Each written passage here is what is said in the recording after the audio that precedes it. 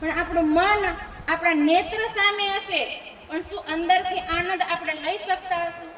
તો રાજી તો કહે છે કે નેનો નેન મિલાય કે અમી રસ સિંચત. તો અમી રસ આપણે ક્યારે સિંચી શકીએ?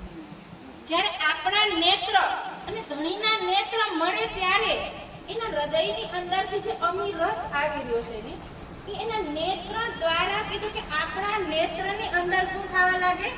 ઝલકવા લાગે. એ આનંદ આપણી અંદર કીધું કે ક્રિયાન્વિત થવા લાગે.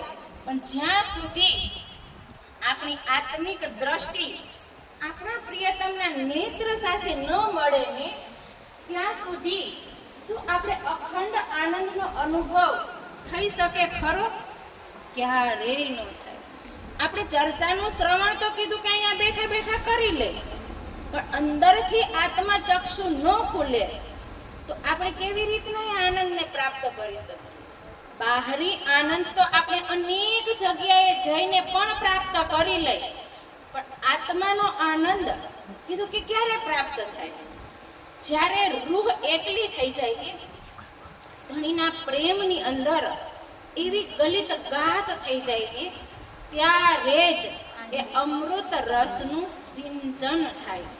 તો આપણે કીધું કે જ્યારે એ અમૃત રસને પીવો હોય તો આપણે શું કરવું પડશે?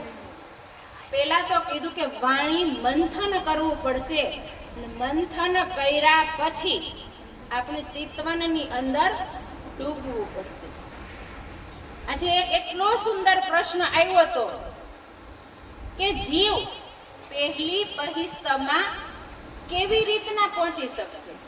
એ પણ કીધું કે કોરામાં કોરો જીવ. હવે રાજી કહે છે કે હું જે જીવે